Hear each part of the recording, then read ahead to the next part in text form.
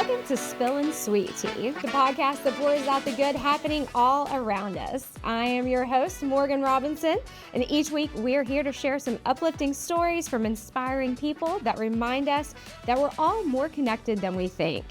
So grab your favorite kind of beverage. We've got tea today. Settle in and join us because we're spilling only the sweetest kind of tea.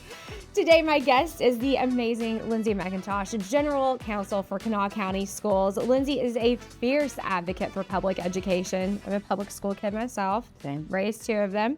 A champion for access to the arts and sciences, and serves as a volunteer for a lot of different organizations in the community, including Friends of Clay, in support of the Clay Center for the Arts and Sciences. But beyond the titles, beyond the committees, one of my favorite things about Lindsey is that she is a wonderful friend and a real hype squad cheerleader for anyone who's in your orbit that you care about. And that comes through so authentically, whether you're with her in person, you see her on her social media, or you hear the people that she loves talk about her in response. So we're gonna spill some tea today about advocacy, about community, as we always do, but also about showing up for what matters and how being a supporter can sometimes be just as impactful, if not more so, than being on that center stage. So grab your tea, grab your coffee. If you're getting ready this morning, hopefully you won't need to reapply that mascara. I got text from last week from Sarah Bessie's that y'all were cursing me. You were reapplying mascara as you were trying to get ready. We're going to try not to do that this time. Or are we? So, we're in January now, but 2025 is, shortly in the rear view. What was a moment last year that really moved you and has resonated with you? So 2025 was so transformative in a lot of different ways. And I can only look back at it and think to myself, it was a good year. And that's hard to say and think about everything that kind of happened in 2025. But it was a good year because all of the good and the bad transformed me and made me a person that's sitting here today that can talk about it, right? Mm-hmm. So, but the one thing that probably sticks out in my mind is I went through a breakup, we'll call it, in June, end of June, beginning of July. It was really difficult. Mm-hmm. And my birthday is in August. Oh, wow. Yeah. So a lot of people had attended events for me and throughout that year. And it was so nice to see those people at those happy moment events. Mm-hmm. And then when everything happened in June and July, and my birthday being in August, and I'm a birthday person. Yeah. I love my birthday. I remember looking at my mom and a couple of my girlfriends and being like, I just really feel like too much of this year has been about me. I really don't want to do anything. I'm kind of down. Mm-hmm. I just want to maybe go to Fife and Fife Street and just hang out and not do anything big. And my mom got together with one of my good girlfriends and had a surprise birthday party for me at the house. Oh, that's so much fun. And a lot of people, all of my circle, showed up. Mm-hmm. And that was not what I was expecting. It's not even really what I wanted, mm-hmm. but it's what I needed. To know that these people they're not there just for the good times. They're also there for the hard times. And I needed to see that. And it was just so close to something that was bad that it felt really good to have that dichotomy of you still have it. Mm-hmm. You still have community, you still have friends, you haven't lost your spark is maybe dulled a little bit, mm-hmm. but it's not lost forever.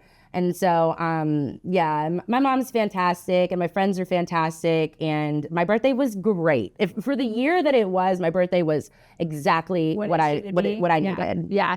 And sometimes I feel like mamas know too. They may not know what we want, but they definitely know what we need. Absolutely. And so having her come through and see that you needed that. Yeah. What a gift. Right. I don't want to be crying at the bar. You know what I mean? And I guess that's what I wanted. I don't know. That's what I would have ended up doing instead. Yeah. We were on my back porch singing karaoke until 1 o'clock in the morning, and it was fun, and it was just it's always so heartwarming to see people show up for you. And I feel like I show up and I try to show up for other people, and it's so nice to get it back. And it's really eye-opening to see how important you are to them and you understand how important they are to you. It's just very eye-opening, and nothing shows you that like struggle, you know? Yes. And that has been a theme really through this program as well. If you watch Chris Goss's, that was one of the things that he said, showing up is the best advice he can give anyone, because whether it's a piano recital, a cheer competition, a cookout, someone that you know is just struggling, just the act of being there and being present means more than anything else. Yeah. And, you know, for good times, you can't be part of a memory unless you're present. For bad times, you can't be part of the solution, the support, unless you're present. Exactly. And so that presence, whether it's in person, virtual for our friends, you know, hours away, or just letting people know that you're there, it's a literal lifeline. Mm-hmm. And we're so fortunate to have that. And I think people take it for granted a lot of the time. Absolutely. And it's like, there's times too where you definitely want to be alone and you need your solitude. And I definitely needed that, you know, at times. I'm a very extroverted person though, so my energy comes from being around other people and kind of engaging with, you know, people. But there were times that I definitely wanted to shut myself away from the world, and that's fine. Mm-hmm. Yes. But like knowing that when you're ready, that friend is going to be there for you, and it doesn't have to be, it's not on their time, it can be on your time. But they like, I've had friends that have said like, or didn't want to be a part of the struggle, or they've seen me struggle and chose to be a part of make the problem greater than to make it better, if that makes sense.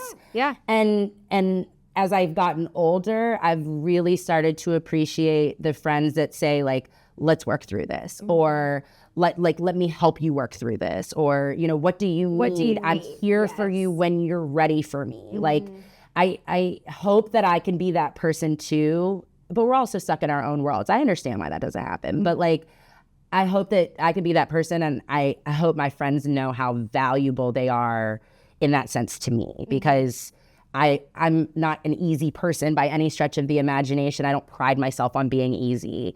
Like I am a lot. I'm a lot. Yeah. And that is something that I actually pride myself on. Yeah. Is because you're going to never be confused when you're with me about how I feel or what I want or whatever. And I'm there taking you on the ride too, you know?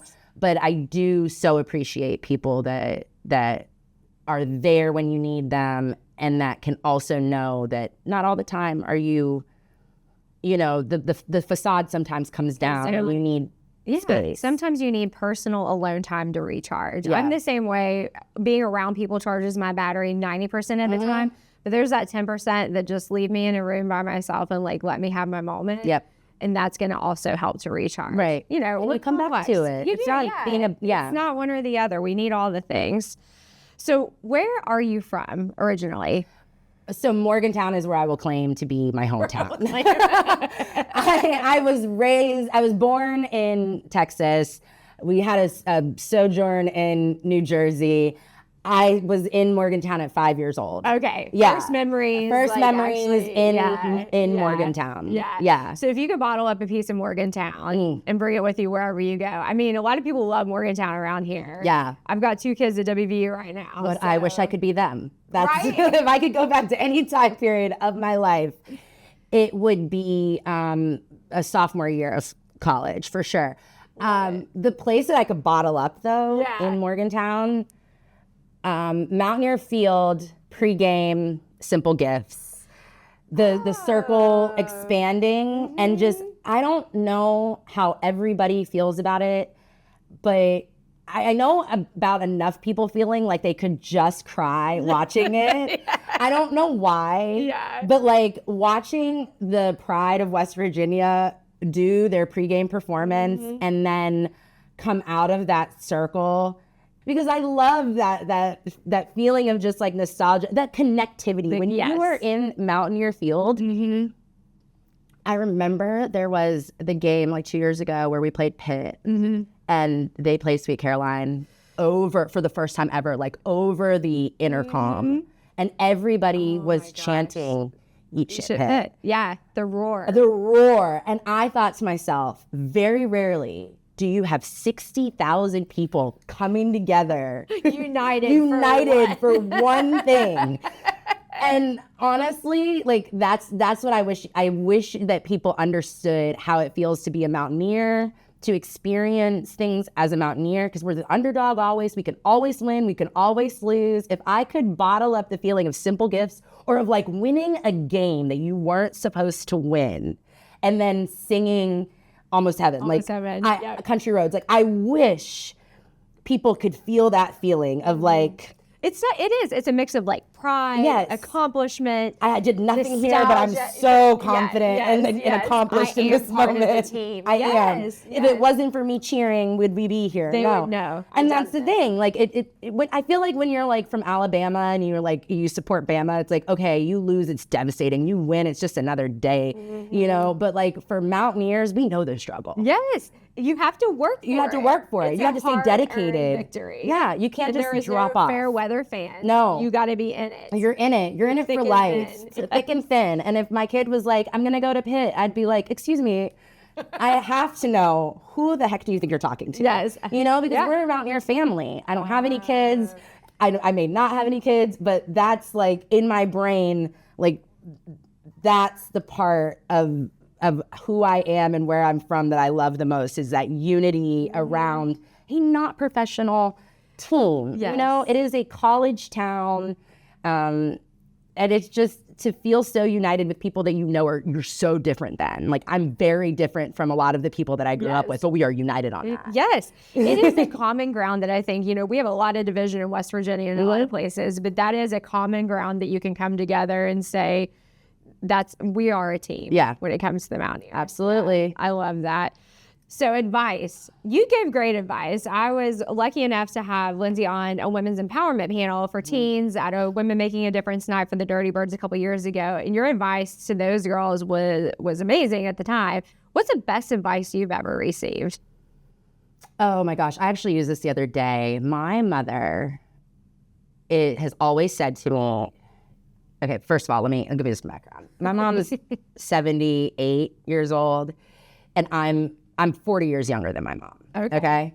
So there's always been like a very large age gap, and recently, especially like as she's gotten older, she asks a lot of questions, just a ton of questions. Anytime she goes out, she will ask like 9,000 questions of like the people that are around us. So like if we're going to a restaurant, what do you think is the best on the menu? Which is like, for me, kind of an annoying question, because like these people don't want to tell you that. They just want you to order, and you know, but she's somebody that like asks questions about directions, even though like she has the ability to look it up herself. The GPS, correct. Yeah. But she will ask the question. She will put it on somebody else. I accuse her about it all the time.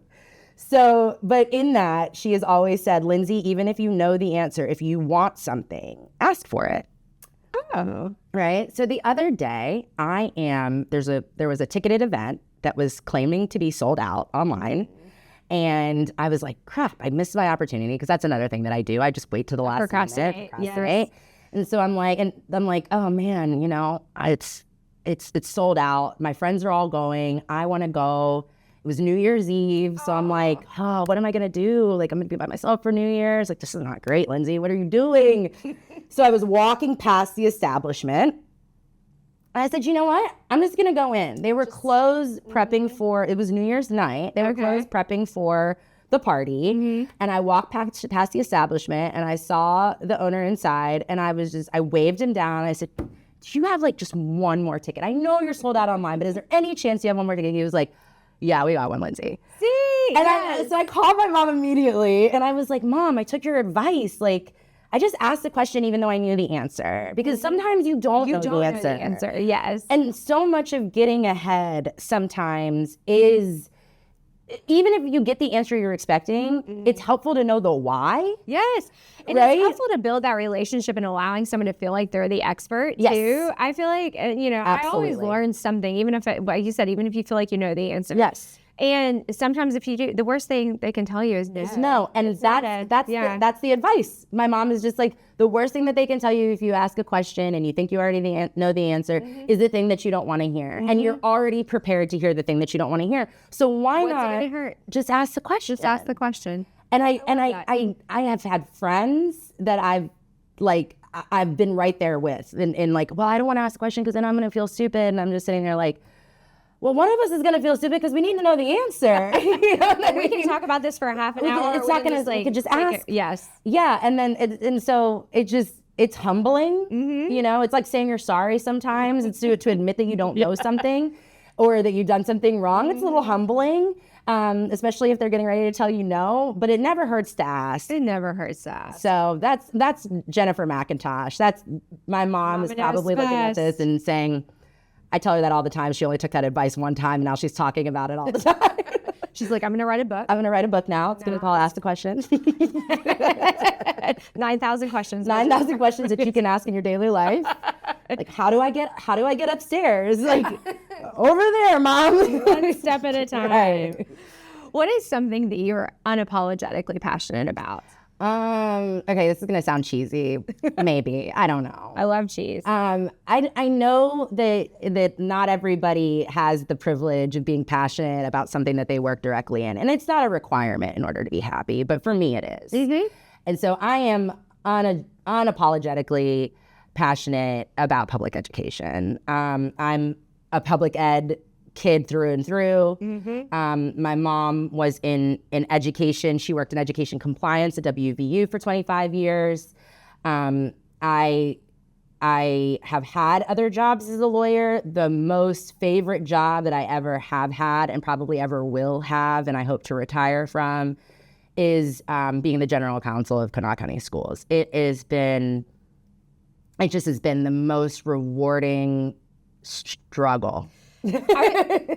Yes, I was going to say, it has to be a challenge. It is a challenge every single day. There are days. So I got this job when I was 31, right? Like, I didn't think, and I'm a woman. So I'm thinking, you know, women are, I always say this, I don't know if it's exactly correct. In my view, it is that we struggle to feel like competent in things that we haven't done before. Yes, imposter syndrome. We have imposter syndrome, or at least I have imposter syndrome.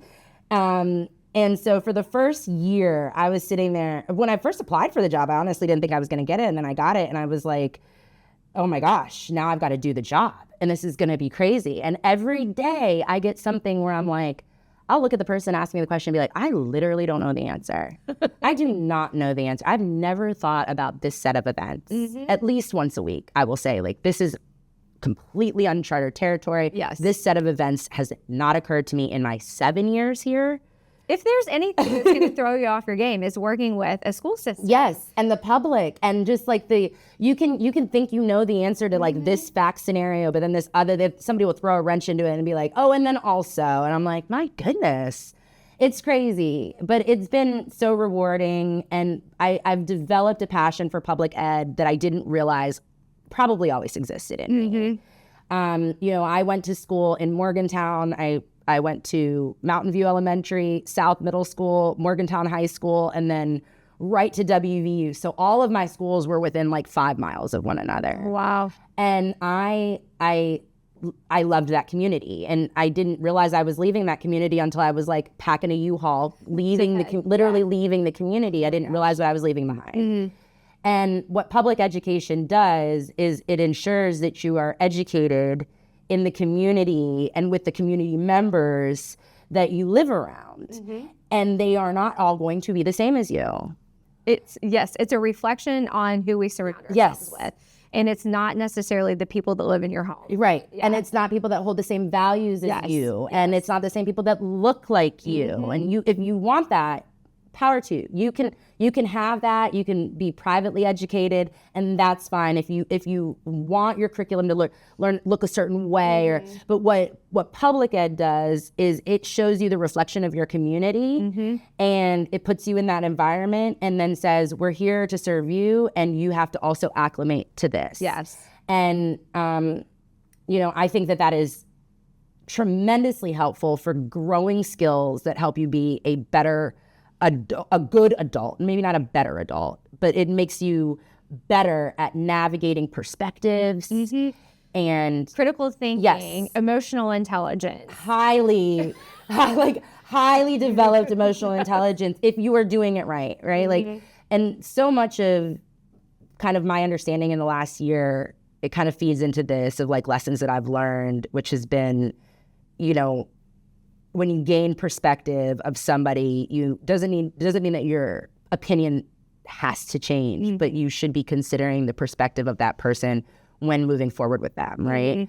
And that's everybody. So like once I know that somebody's sensitive to something, if you have a shellfish allergy, I'm not going to give you shellfish. You know, I have that perspective. Just because I like it doesn't mean that you have to like it.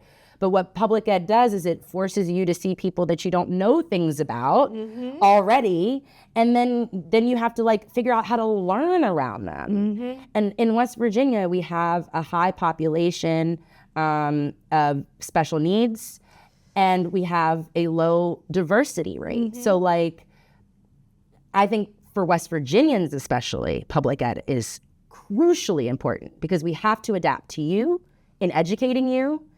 And we also have to learn to be more accepting of things that we don't know about in this state. And without public ed, I don't know how many people would know what differences exist in their own communities. It's really closing a door to experiencing outside of your own bubble. Yeah. And I feel like it teaches kids, it teaches parents, it teaches our faculty and staff to adjust, to adapt, to accept, and to hopefully appreciate. Yes. But at bottom line, to respect. Yes. And if you're not exposing yourself to those differences in personality and circumstance and background, you don't have to go through any of that, right? You're not adjusting, you're not adapting. And so then when you are popped out into the real world or whatever you want to call it, it's brand new information. This is a brand new thing. You're like the deer walking on that line. You're like, I don't know. But you have fully formed legs. Like that's the problem is like it gets harder to learn things the older you get, unless you're willing to do that. So when you're young, it is easier to accept people that you wouldn't normally accept, or to see things and to adjust your frame of reference, to widen your frame of reference. Yeah. I believe we're all born with an open mind. Absolutely. We are all born with an open mind, and the experiences that we expose ourselves to or are exposed to are what chooses to either open it wider or start to close it. Exactly. And if you already start to limit those experiences and control them, you're just closing that door a little bit. And that you're closing from so much. Yeah. I mean, I've met people that are like, they won't eat certain types of food because they're not, you know, we all have those friends, right? Yes. But like, this is not what I grew up with. I'm like, well, you're really missing out on some delicious curry. Yes. You know what I mean? Like my mom is Jamaican. You know, if you don't like these things, you're really missing out. And as the older we get, the more curmudgeon-y we get too. So it's helpful to already have like a broad perspective. And you know, not everything's perfect in West Virginia, public education being one of them. It has a lot of flaws that we are putting up with that are being handed down to us. But, you know, of those, the people are still good. I love West Virginia. I have high hopes for West Virginia, and I hope that we can figure out how to help public education more. If you could wave a magic wand and change one thing about how we support education in West Virginia, what would that magic wand do? I know. I feel like that would have to be a very big wand. That's just so tough. How we support education in West Virginia. I mean, I can talk about the day-to-day support. I wish more people understood how decisions were made. Yes. And the reason is like the way that you can support your local education entity is to ask questions about why the decision was made that way and not assume that it was to hurt you. Yeah. And that is most often where the rub comes when we're working in central office or when we're working even with the legislature, is that we don't understand each other's perspectives. And we don't ask questions about each other's perspectives. And we just assume that you want to hurt me and I want to hurt you. And then we start acting like that's the truth. Yep. And so often, as long as you address an issue early on. So often all it takes is a conversation to sit down and say, like, I understand that this was the decision that was made. I would like to know why. And there'll be things that you don't understand, and there'll be things that we can't tell you. Yes. Right? I think that's a huge part of it that people don't understand. They want all the information all the time, no matter who it impacts. All the time. And we get that all the time on Facebook, where it's just like, well, why didn't you tell us the like how you came to this decision on Facebook? Or we're demanding answers now. And I'm like, this is about an employee. I can't tell you the answers about an employee on Facebook. I can't tell you the answers about an employee at all. Period. Yes. But you don't trust us to do the right thing. And that's the problem. I wish if I could wave a magic wand, I guess the way to fix that is just to say, like, I wish that people, I know that inherent trust can't be a thing because you have to earn it. But like, I wish that people started from a place of, okay, this entity is trying to do the right thing.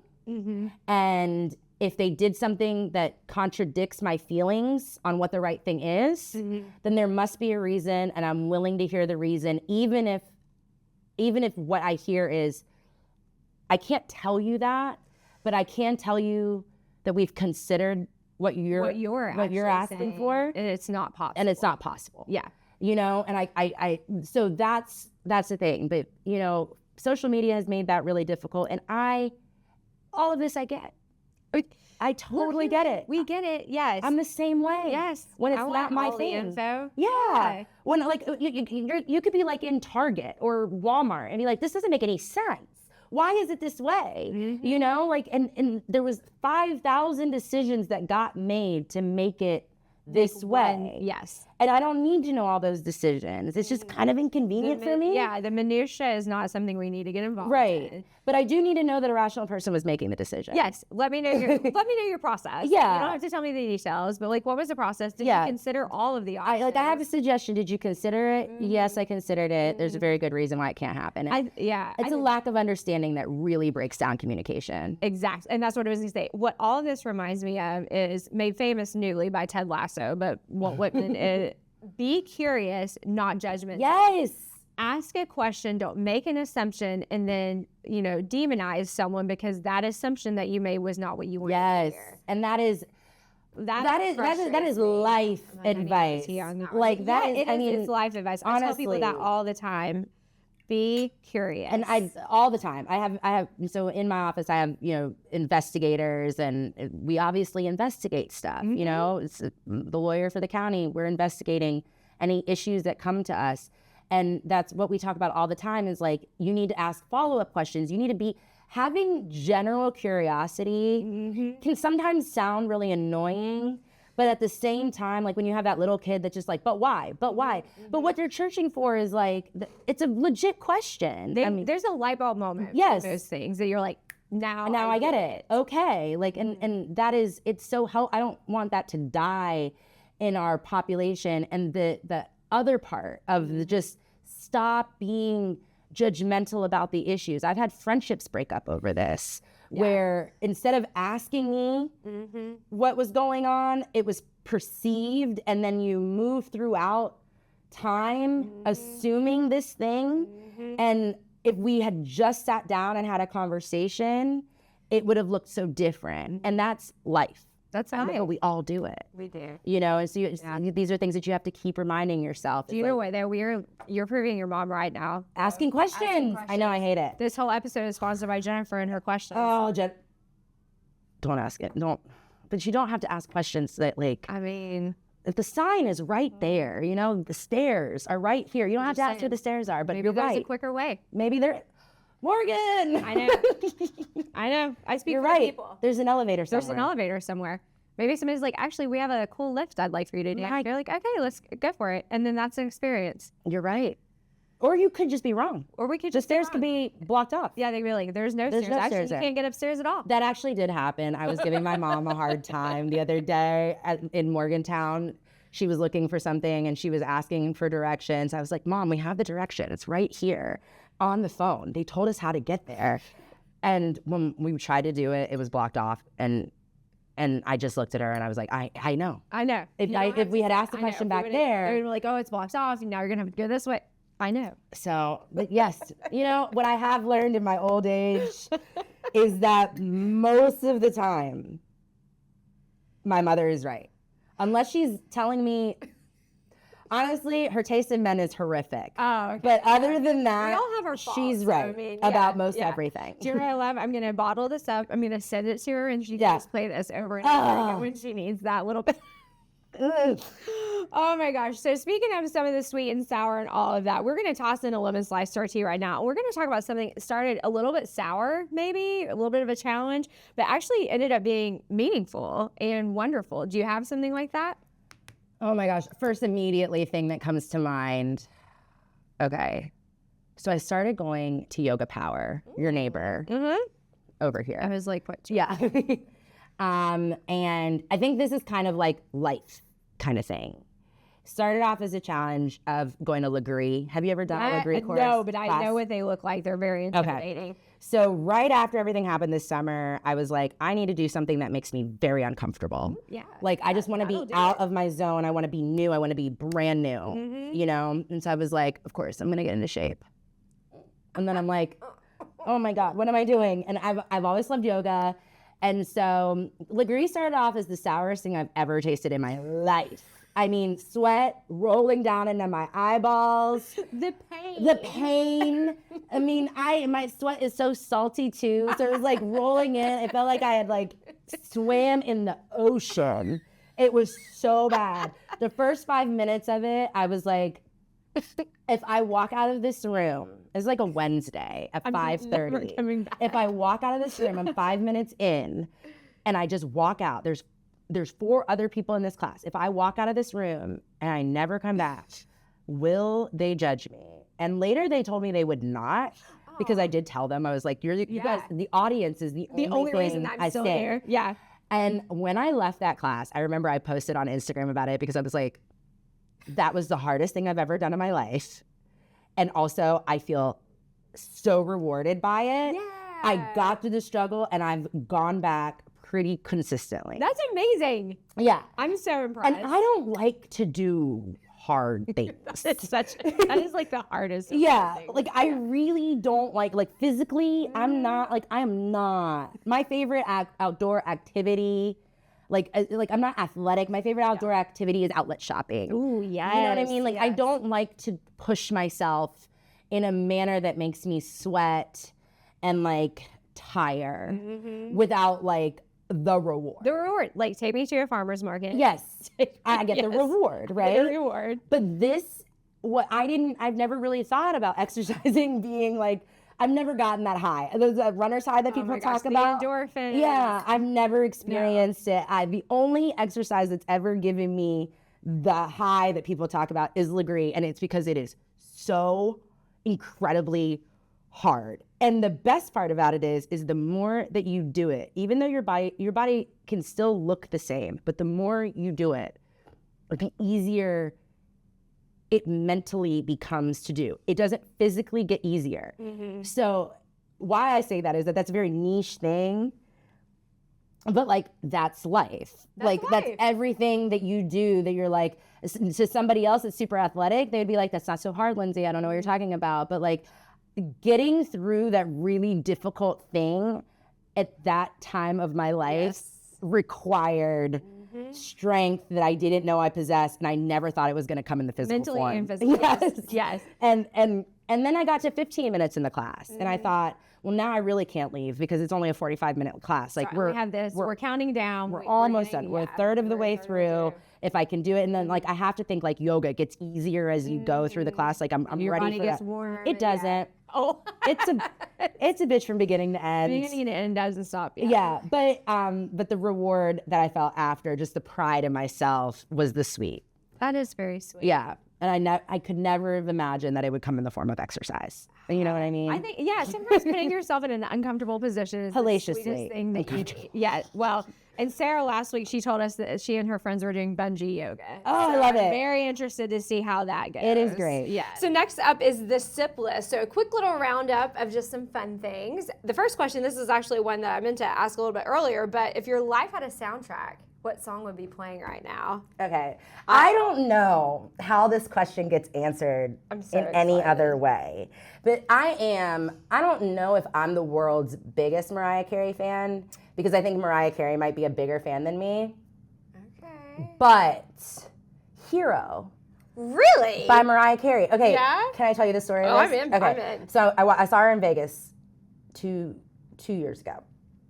And I've always been a Mariah Carey fan, like from the first album. Oh, yeah. I mean, she's clearly the most talented singer of the 90s, 2000s. Like, you can disagree, but I feel like you'd be wrong. Okay, I mean, if you just chose to disagree, whatever. No one else can hit those notes. No, who has the range? And some people do have the range, but they don't have the enunciation, the vocabulary. I could go on. Yeah. Ooh, I love this. Okay, so I went to this concert, and I was just going through it. You know, it was 2 years ago.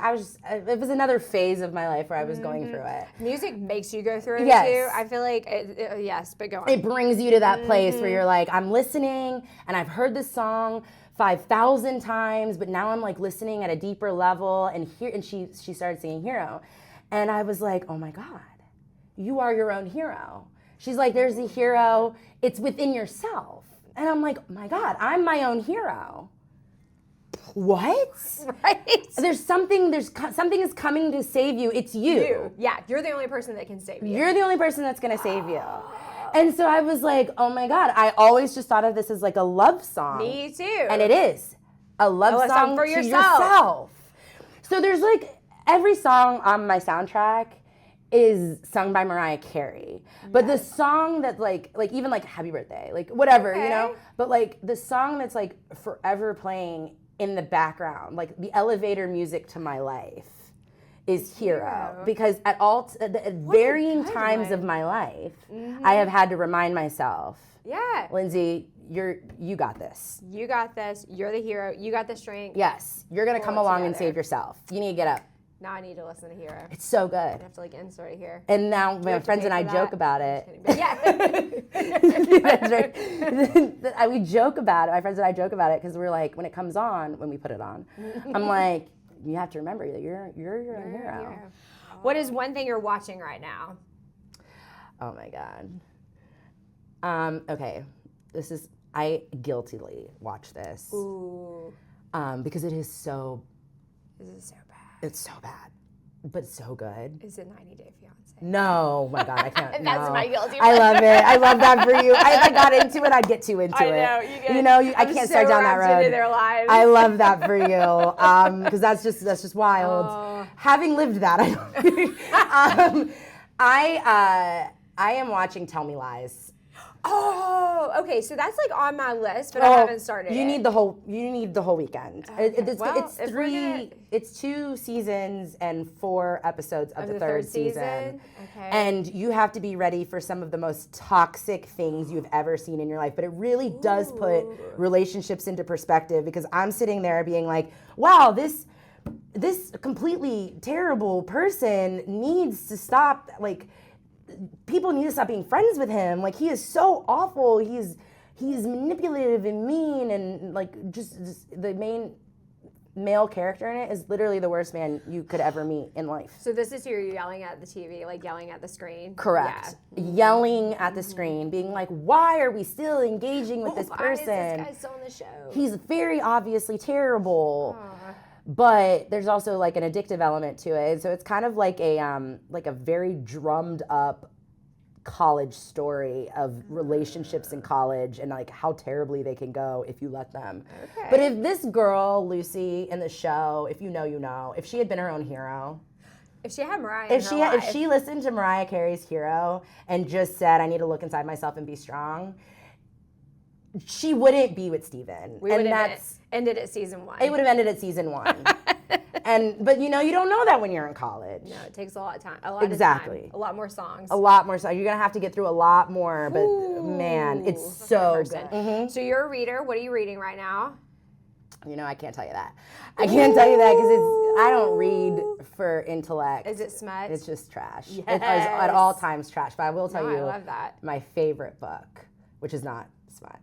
My favorite book of all times. Are you a reader? Yeah. Have you ever read Kristen Hanna's The Nightingale? No, it's on one of my lists, and I just am like, it's so heavy, right? I will yes. It's but so I will heavy. Never not recommend it to you. It is so heavy. But I zoomed through 400 pages like nobody's business because it leaves a little mystery. You're trying to figure out what was going on during like World War II. It's a beautiful, beautiful book. Yeah, I'm listening to His and Hers right now because I want to watch the Netflix series. So I'm good. Midway through right now. I'm very excited for that. So I love like a good rom-com, straight trash, and then I like a psychological thriller. Yeah, same. I want to be surprised. Yes. Give me a twist. Give me a twist. Yes. Like Gone Girl ruined it for me. After Gone Girl, I was like, there will never be.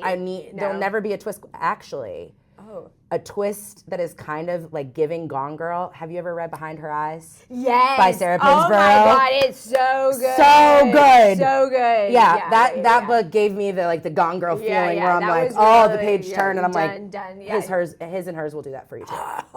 I can't wait. I'm so excited. I'm so excited. It's already like there. Like you can feel it. I'm just like, it's coming. Yeah, but it's one of those where you think you know everything and you know nothing. You know nothing. I So love good. that. Those are my favorite. But I love that's why I love Frida McFadden for that reason.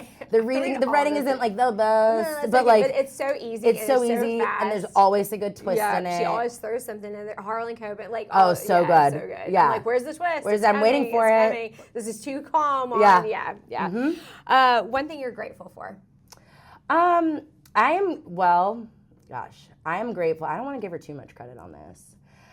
I'm grateful for my mother. She has just been so, for my whole life, my biggest cheerleader, my most supportive person, just unyieldingly supportive of me, even when I'm disappointing her. And she came over here from Jamaica at 10. Oh wow. Didn't get her citizenship until I was 10. Oh wow! Okay. And so fought for for her existence in this world, and I just am so grateful. Especially in the work that I do, I see how much good parenting and focused parenting can vastly change your situation, money or no money. Oh, just. A parent that's always showing up. The presence. And that's, again, what we talk about is the art of showing up all the time. Is, when your friends show up for you, it's amazing. But my mom has always shown up for me. And during the last year, she was Team Lindsey. And of course she should be, but that's not the experience for everybody. Right. And she just every day she finds a different way to show up. She'll bring if I tell her I'm in a meeting and I'm super busy, she will bring my lunch to the office. And she's wonderful. She just is just a really good parent. I've seen what happens when people don't have that kind of support and they have to really find the hero in themselves. But with her, she has been she's just been that way where I've never felt like I was down a teammate. Yeah, you've never felt alone. Never. Sometimes I wish I could feel more alone, but I've never felt alone. And when I have, if I ever have, and I've told her about it, she's been my teammate in it. So I'm so incredibly grateful. And she was a single parent. So all of that was done just by her, and I couldn't have asked for a better situation. That's lovely. So this is where you ask me a question. I don't know this ahead of time. I have no prep, so it could be really anything. What would you like to know? Okay, what is one thing that you wish you would have known that you know now at the beginning of your career? that failure is the best option that you have sometimes. So I grew up in a household that one of my parents would say failure is not an option constantly, like writing it in cards and sending it to me in college.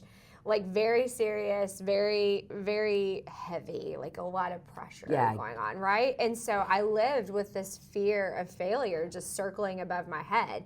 And that made me very risk averse. And I think sometimes if I would have been risky, and I'm thankful that I wasn't, because I love where I am and I've loved my journey. But I think if I would have been riskier in my 20s, when you have a little bit less to lose and you're not as like fermented into this foundation in the ground, where would I be? What would I be doing? Right. And so that's what I always tell people. Sometimes failure is your best option for learning who you are, learning who's around you, learning how to do something better or different than you did it before, and just really showing yourself that you can survive and you can thrive. Yeah. And without failure, if everything just works perfectly, are you even living? Are you even living? The movie Parenthood from like the 80s or 90s, and there's the grandmother, and it's like, a lot of my friends, when they went to the carnival, they loved the carousel because it just went round and round and you knew what you were doing. But I love the roller coaster. And sometimes the roller coaster is terrifying and it makes you sick and it makes you cry, but sometimes it's the most exhilarating feeling that you'll ever have. Yeah. And without those roller coasters, life being an endless loop is not. The roller coaster evokes the emotion, and the emotion is what we're all living for. It's what we're all living for. So I totally agree. Yeah. So I say take the risk, embrace failure, learn from it, and don't let it define you. Let it mold you. But don't let it define you and who you are and who you're going to be. Absolutely. I love that. I would say the exact same thing. Oh, awesome. Yay. Yeah. Yeah, I mean, definitely take the risk. Yeah. I mean, and the reason I asked that is because like you've had a lot of moves, and now you're on your own and you're doing this, and I think that's so cool. But like this isn't something that you do when like this wasn't handed to you. You had to fight for this. Yeah, yeah. Right? Like the only way that you know how to fight for something is to find out what you didn't like and what you do like, and then where you want to be, and then that helps you create your own path forward. Yes. And you can't do that without having people along the way that are helping to build the path. Absolutely. And that's what I tell people. Never take for granted the relationships that you're making in the moment. Because I think there are so many people that are like, relationships are transactional. I do this for you, you do this for me. No, you will do 1,000 things for people that will never acknowledge, understand, or appreciate. That's not the reason that you do them.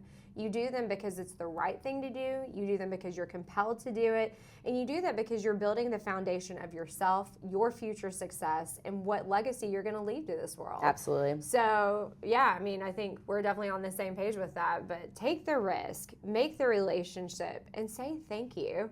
Amen. Amen. I think I talked to Chris. I'm so bad about thank you cards. I'll fill them out and put them in my glove compartment or backpack or whatever. So thank you texts are my thing. I try to, if it pops in my mind, it means somebody needs to hear it. So I'm sending it out at that moment. But, right. And I think that goes along with kind of what we were talking about before with just like, talking to people, learning their perspective, saying the thank you, getting, asking the question, is being really authentic. It kind of falls under this umbrella of like being really authentic with yourself and not being afraid to be vulnerable and not being afraid to look stupid or like you don't know something, and to say like, hey, I really appreciate that. Like, and that's not, it's not always easy even to say like, thank you when you've needed help with something because it admits that you needed the help. But I find as I've gotten older that has made conversations with people so much better when you are most authentically in that moment and talking from a place of like, I don't know everything. I don't, I appreciate. People see like asking for help as a sign of weakness when I think it's the strongest thing you can do. So next up, our segment is the last sip. And this is coming from an account called Align with Natalie. And I think this really resonates with our personalities and sort of some of the mantra that we've talked about. Stop editing your personality.